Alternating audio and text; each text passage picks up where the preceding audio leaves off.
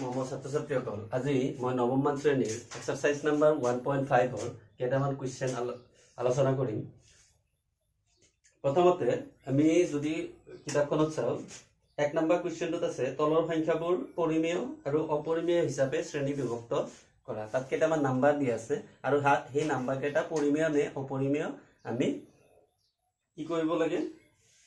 শ্ৰেণী বিভক্ত কৰিব লাগে, দেখুৱাই দিব লাগে কোনটো পৰিমেয় কোনটো অপৰিমেয়। এতিয়া প্ৰথম কোৱেশ্চনটোত আছে 1 নম্বৰ কোৱেশ্চনটোত দিয়া আছে 2 - √5। এতিয়া 2 - √5 টো পৰিমেয় হ'ব নে অপৰিমেয় হ'ব এটো আমি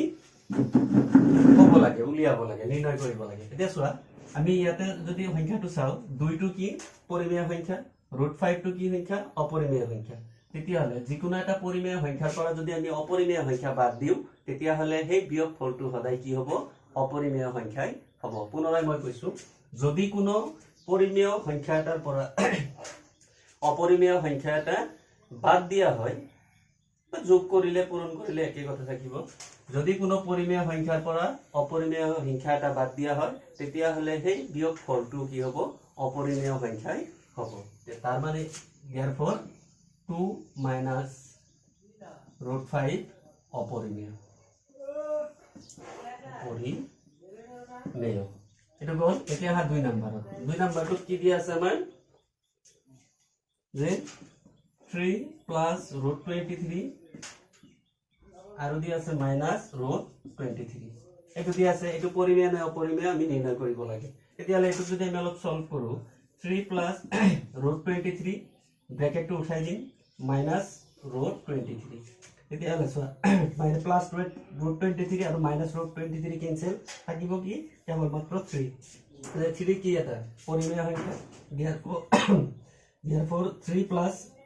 √23 -√23 পৰিমেয় গল। বুজি পাইছা?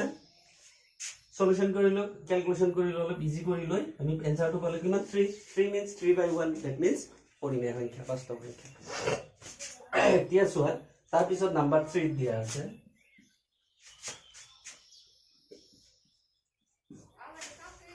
নাম্বাৰ 3 3 নাম্বাৰটোত আমাক দিয়া আছে 2√7 বাই 3 নাম্বাৰটোত দিয়া আছে 2√7 বাই 7√7 2√7 বাই 7√7। তেতিয়াহলে এইটো কি হ'ব চোৱা এটো যদি আমি অলপ সলিউশন কৰো তেতিয়াহলে √7 কেনসেল কাৰণ এই দুটাই মাল্টিপ্লাই হৈছে 2 লগত √7 7 লগত। তেতিয়াহলে আই আনসাৰটো কি হ'ব 2/7 2/7 কি পৰিমেয় সংখ্যা। গতিকে আমি লিখি দিম পৰিমেয়। তো পৰিমেয় 1 নম্বৰটো আছে কি অপৰিমেয়। সেম এবাৰ হা 3 নম্বৰটো গল আমাৰ। এবাৰ যদি আমি 4 নম্বৰটো লিখো 4 নম্বৰটোত কি দিয়া আছিল 1/√2 1/√2 চোৱা 1 টো পৰিমেয় কিন্তু √2 টো কি অপৰিমেয়। গতিকে এই প্ৰথমটোৰ ক্ষেত্ৰত যেটো নিয়ম কথা আমি কৈছিলো হেতুই যে যিকোনো এটা অপৰিমেয় সংখ্যাৰে তুমি পৰিমেয় সংখ্যাক যদি হৰণ কৰা তেতিয়াহলে তাৰ মানটো সদায় কি থাকিব অপৰিমেয় হ'ব। তাৰ মানে এইটো আমি কি ক'ব পাৰি অপৰিমেয়। এতিয়া তাৰ পিছত নেক্সট 5 নম্বৰটো দিয়া আছে কি টুৱাইস পাই। 5 নম্বৰটো দিয়া আছে টুৱাইস পাই। এটা জানা পাইটো কি অপৰিমেয়। তেতিয়াহলে 2 টো পৰিমেয় যদিও যিকোনো এটা পৰিমেয় সংখ্যাৰ লগত অপৰিমেয় সংখ্যা পূৰণ কৰিলে তাৰ পূৰণ ফলটো কি হয় অপৰিমেয় হয়। দ্যাট মিন্স টুৱাইস পাইটো কি হ'ব অপৰিমেয়।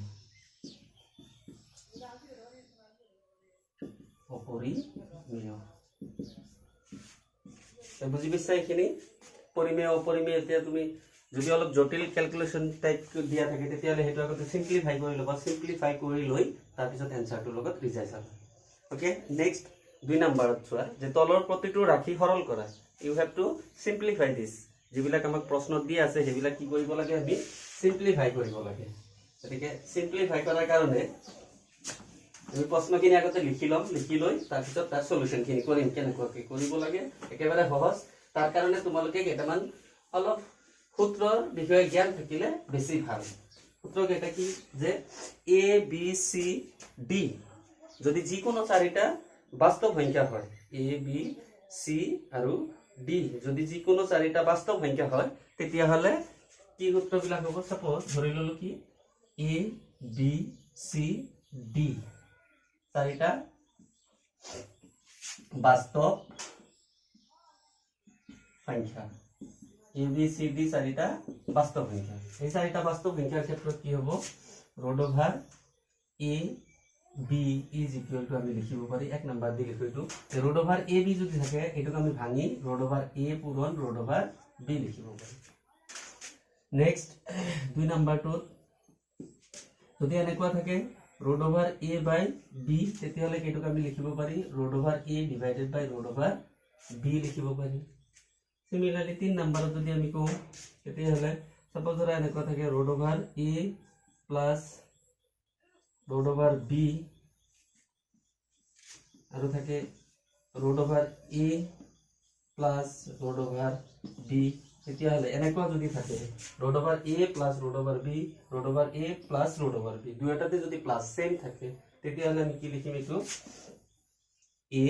প্লাস বি তাৰ পিছত নাম্বাৰ 3 যদি এনেকুৱা থাকে root over A plus root over B আৰু ৰুট ওভাৰ এ মাইনাস ৰুট ওভাৰ বি তেতিয়াহলে আমি লিখিম এ মাইনাস বি কিয় হয় মই তোমালোকক কৈ আছো পিছলৈ 4 নম্বৰ এইটো এতিয়া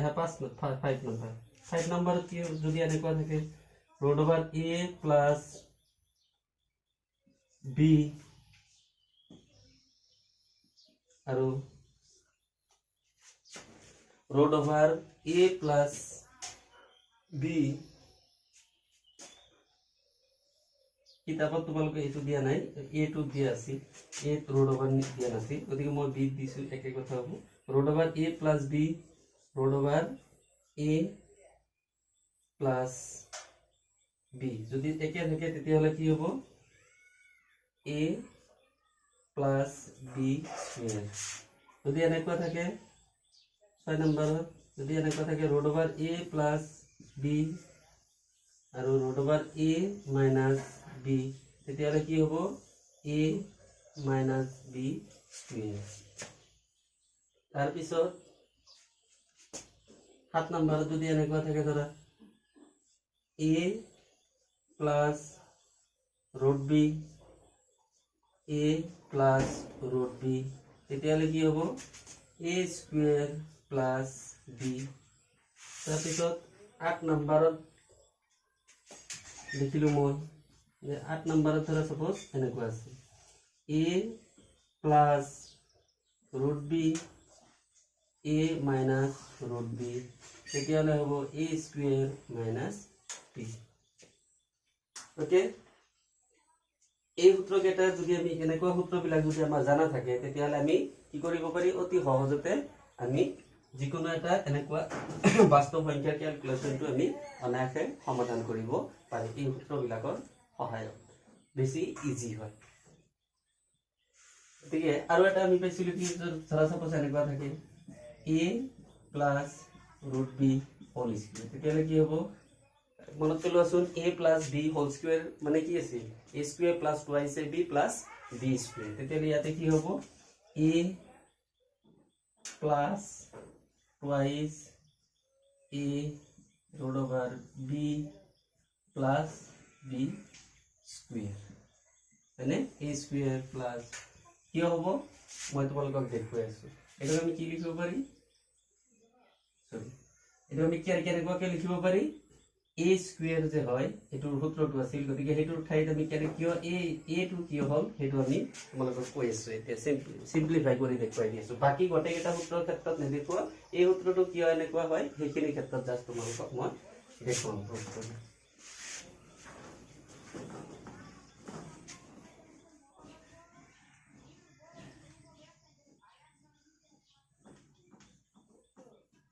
চোৱা এটো কি হয় যে a plus b whole square equal to a square plus twice ab plus b square এটো যে হয় এটোৰ পৰা যদি আমি এটো সেম ক্যাটাগৰি ভাঙো যেটো মিল আছে আমাৰ গতি কি হ'ব √a পূৰণ √a plus 2 এ মানে কি আছে ৰুট অভাৰ এ, বি মানে কি আছে root over b plus root over b পূৰণ ৰুট অভাৰ বি, এইখিনি দিয়া আছে আমাৰ। এতিয়া চোৱা এইখিনিৰ পৰা যদি আমি same suppose root over 2 into root over 2 কৰো তেতিয়াহলে কি হয় মানটো 2 হয়, তেতিয়াহলে ৰুট অভাৰ এ পূৰণ কৰিলে কি হ'ব এ হ'ব। কিয় হয় কাৰণ এ পূৰণ এ হৈ আছে, আলটিমেটলি কি হ'ব এ স্কয়াৰ হ'ব, স্কয়াৰ আৰু ৰুট অভাৰ কি কৰিব পাৰে আমি কেনসেল কৰিব পাৰি, ফলত কি থাকিব কেৱল মাত্ৰ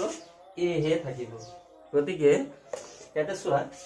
এইটো ঠাইত আমি যদি একেবাৰতে লিখিব খুজো তেতিয়াহলে কি হ'ব এ প্লাস ৰুট অভাৰ বি আছে, এইটো দুটাৰ ভিতৰত আমি কি লিখিম এ বি বুলি লিখিম, এ পূৰণ বি বুলি লিখিম এটা ৰুট অভাৰৰ ভিতৰত, আৰু বি পূৰণ কৰিলে b square b root b পূৰণ কৰিলে কি হ'ব বি। তাৰ মানে এইখিনি সূত্ৰৰ পৰা আমি কি পাম এ plus twice A B plus B, এইখিনিকে আমি এনেকুৱাকৈ আৰু অলপ লিখিব এ plus B plus 2 root A B. গতিকে এই কেইটা সূত্ৰ যদি যিকেইটা আমি 8টা সূত্ৰ লিখিলো 9টা সূত্ৰ এইবিলাক যদি আমি মনত ৰাখিব পাৰো তেতিয়াহলে আমি এইবিলাক ক্যালকুলেশন ইজিলি কৰিব পাৰো, বা কৰাটো আমাৰ কাৰণে কি হয় বহুত ইজি হয়। এটা চোৱা 1 নম্বৰত কি দিয়া আছে, আমি এতিয়া একফালৰ পৰা সমাধান কৰি যাম যিকেইটা আমাক দিয়া আছে। গতিকে নাম্বাৰ 1ত দিয়া আছে যে 3 প্লাস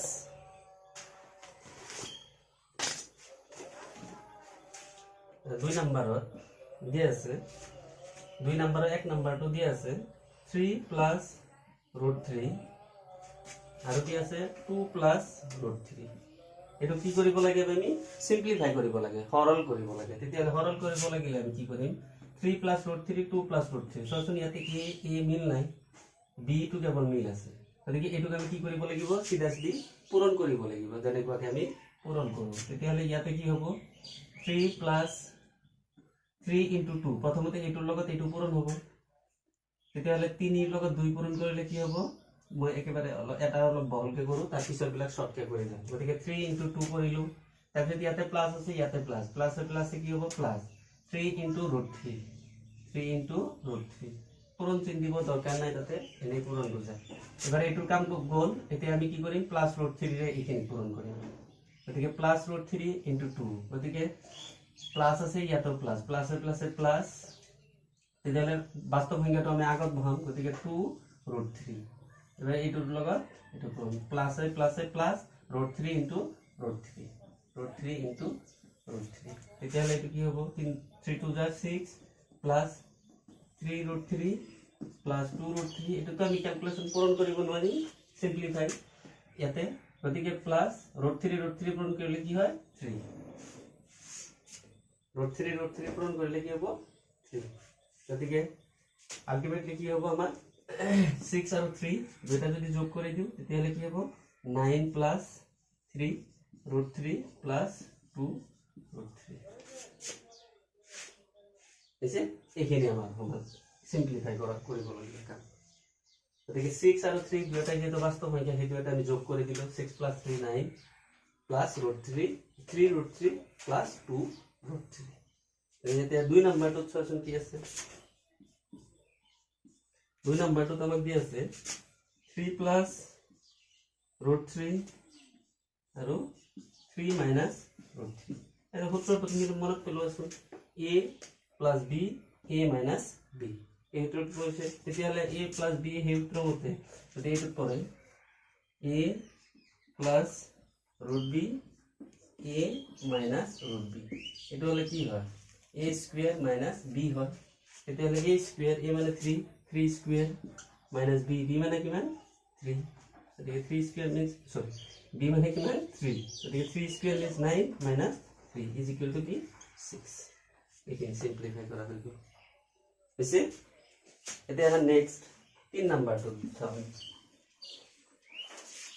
3 নম্বৰটো কি দি আছে 3 নম্বৰটো দি আছে root over 5 plus root over 2 whole square. তেতিয়াহলে চাবা এটা যদি a plus b হোল স্কয়াৰৰ সূত্ৰত পৰিছে তেতিয়াহলে আমাৰ কি হ'ব 5 মানে a এটো সূত্ৰত যদি পৰে তেতিয়াহলে আমি কি পাইছিলো এই সূত্ৰটোৰ ক্ষেত্ৰত যে ৰুট অভাৰ 5 a স্কয়াৰ মানে a স্কয়াৰ ৰুট 5 পূৰণ হ'ব দুইবাৰ পূৰণ হোৱাৰ লগে লগে কি হ'ব ৰুট 5 ৰ মান 5 হ'ব তেতিয়াহ'লে 5 প্লাস b স্কয়াৰ মানে 2 ৰুট 2 পূৰণ কৰিলে কি হ'ব 2 হ'ব ৰুট 2 পূৰণ কৰিলে 2 প্লাস 2ab ৰুট ab মানে root over 5 into 2 a 5 means a আৰু b means 2 গতিকে ৰুট অভাৰ 2 কমন লৈছো মই দুটাৰ ক্ষেত্ৰত এতিয়া কি হ'ব দুটাই যদি পূৰণ কৰি দিও তেতিয়াহ'লে 5 plus 2 that means 7 আৰু 2 ৰুট 10 গতিকে এইখিনি পূৰণ কৰিলে কি হ'ব 7 plus 2 ৰুট অভাৰ 10 এইখিনি আমাৰ সমাধান কৰিব লাগে এটা কেনেকৈ হ'ল বুজি পাইছা গতিকে তোমালোকে যদি ডাইৰেক্ট সিধা পূৰণ কৰিও যোৱা a plus b whole square সূত্ৰত ফেলাই তথাপি কি হ'ব এইখিনি आंसर হ'ব 7 plus root 2 root 10 এইখিনি হ'ব গতিকে নেক্সট তাৰ পিছৰ কোৱেশ্চনটো আমি চাও তাৰ পিছৰ কোৱেশ্চনটো কি আছে 4 নম্বৰ কোৱেশ্চনটো কোৱেশ্চন নম্বৰ 4 দি আছে root over 5 minus root 2 আৰু দি আছে root over 5 plus root 2 এটো দি আছে যে এইখিনি যদি আমি সমাধান কৰো তেতিয়ালে কেনেকৈ ধৰণৰ হ'ব চোৱা এটো a এটো b এটো a এটো b এটো a এটো b তেতিয়ালে কি আছে root over a minus b root over a plus b এই দুটা দি আছে গতিকে আলটিমেটলি ইয়াৰ পৰা যদি আমি সমাধান কৰো তেতিয়ালে কি হ'ব এটো লগত এটো পূৰণ সূত্ৰত যদি না যায় সূত্ৰত ডাইৰেক্ট লাইন কেনেকৈ দিব লাগিব a square that means 5 আৰু minus 2 5 minus 2 that means কি হ'ব আলটিমেটলি ইয়াৰ আনসারটো হ'ব 3 কেনেকৈ 3 হয় হেতু মই তোমাক বুজাই দিছো চাবা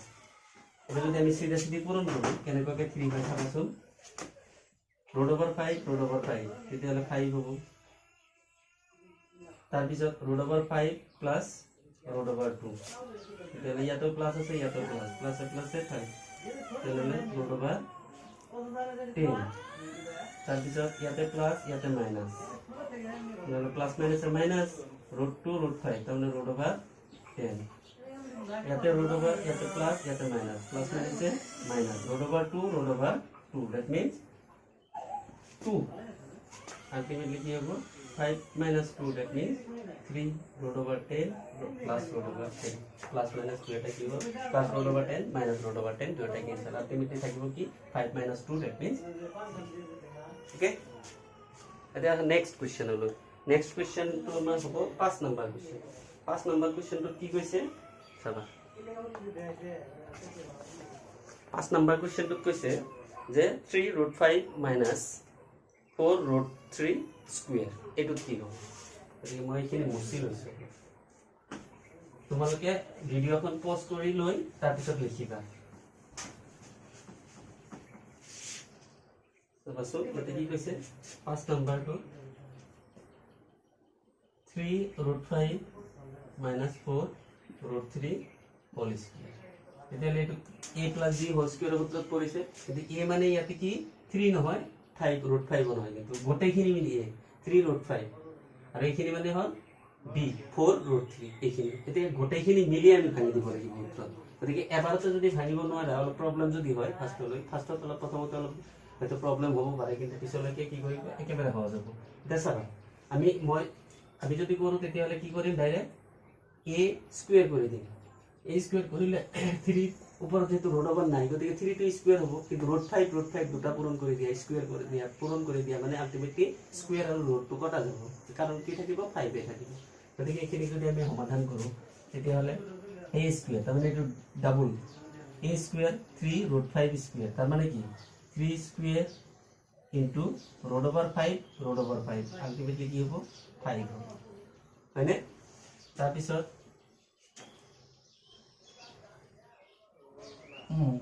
plus minus 2ab 3 a মানে 3 root 5 b মানে হল 4 root 3 তাৰ পিছত হ'ব প্লাস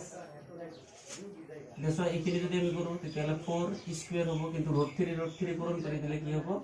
3 into 3 তেতিয়াহ'লে এইটো যদি আমি 9 into 3 স্কয়াৰ কৰিলে 9 into 5 minus 2 3 12 6 6 4 जा 24 5 3 जा root over 15 plus 16 into 3 ultimately it could করলে কি হবে 45 minus 24 root 15 plus 16 3 जा 48 then 45 and 43 5 8 93 minus 24 root over 50 এইখিনি হল ইয়াৰ आंसर বুজি পাইছা নে কথাটো এই তোমালোকে যদি ডাইৰেক্ট বহাব নোৱাৰা তেতিয়াহলে একবাৰকে পূৰণ কৰি সিম্পলিফাই কৰিবা কনফিউজন নহব এটা 6 নম্বৰটো কি দি আছে 6 নম্বৰটো প্ৰশ্নটো দি আছে root over 7 minus 6 আৰু root over 3 minus root over 7 এটো সূত্র পুরো সূত্রতে পড়ালো root over 7 minus 6 root over 3 minus root over 7 এটো root over দি আছে ইয়াত নাই b নাই c আছে আকৌ d আছে গতিকে এটো আমি কি কৰিব লাগিব সিধা সিধি সিম্পলিফাই কৰি যাম পূৰণ কৰি যাম root over 7 root over 3 root over 7 root over 3 root over দুইটাতে root over আছে তেতিয়ালে আলটিমেটলি মাজত পূৰণ হৈ যাব 13 গুণ কিমান হ'ব 21 root over 21 যদি একবাৰতে এনেকৈ নবুজা তেতিয়ালে মই আৰু অলপ সিম্পলিফাই কৰি দি কৰো অলপ লং হয় হক বুজিহে ক'ব লাগে ভালকে চাবা কেনেকৈ কৰিব root over 7 root over 3 তেতিয়া root over 7 into root over 3 লিখিলো গল তাৰপিছত ইয়াতে প্লাস আছে ইয়াতে মাইনাস আছে প্লাস মাইনাসে minus root over 7 into root over 7 root over 7 into root over 7 তাৰপিছত ইয়াতে প্লাস আছে ইয়াতে মাইনাস ইয়াতে প্লাস প্লাস মাইনাসে minus root of 6 root 3 6 root 3 याते minus याते minus minus से plus 6 root over 7 এখানে তো ঠিক আছে that's why root over 7 root over 3 तो root over 21 minus root over 7 করুন করলে কি হবে 7 হবে কেবল 7 হইছে 7 স্কয়ার হবে স্কয়ার আর root over কাটা যাব থাকিব কি 7 তার পিছত এটা থাকিব 6 root 3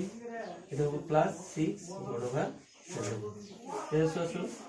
18 এটা কি আছে root over আছে 72 গতিকে 72 কি আছে root over নাই গতিকে এটা আমি আগত লিখিব লাগে কিন্তু ইয়াতে যেটো -7 গতিকে এটা আমি কি লিখিম পিছলৈ লিখিম কেন তেতিয়ালে সিম্পলিফাই কৰি লব root over 21 minus 6 root over 3 plus 6 root over 7 minus গতিকে এইখিনি হল ইয়া সিম্পলিফাই নেক্সট আৰু এটা কোশ্চেন আছে চোৱা 8 নম্বৰত এই 8 নম্বৰ কোশ্চেনটো আমি সমাধান কৰিম এটা 8 নম্বৰ কোশ্চেনটো দি আছে সৰি 7 নম্বৰ কোশ্চেনটো 8 নম্বৰ কোশ্চেনটো দি আছে 2 plus root 6 4 plus root 6 2 plus root 6 আৰু আছে 4 plus root 6 a b c আকৌ b গতিকে ইয়াতে সূত্ৰত মিলা নাই গতিকে আমি ডাইৰেক্ট এটা পূৰণ কৰিব কেনেকৈ হ'ব 2 লগত 4 কৰিলে 8 হ'ব 2 4 যা 8 তাৰপিছত plus plus plus plus 2 root over 6 এটো লগত এটো পূৰণ কৰিলে 2 root over 6 এবাৰ আহে এইটো লগত এই গটিকে নিব তে প্লাস 4 লগত প্লাস প্লাস 4 root over 6 তাৰপিছত ইয়াতে প্লাস প্লাস root over 6 পূৰণ কৰিলে কিমান হ'ব 6 হয়নে যদি ইয়াতে যদি আমি হেৰি কৰো তেতিয়া 6 আৰু 8 14 plus 2 root over 6 plus 4 root 6 এইখিনি হ'ব ইয়াতে গতিকে ইয়াৰ পিছৰ ভিডিঅ'খনত আমি বাকি যিখিনি ইয়াৰ কোৱেশ্চন আছে সেই কোৱেশ্চনখিনি আলোচনা কৰিম ঠিক আছে থ্যাংক ইউ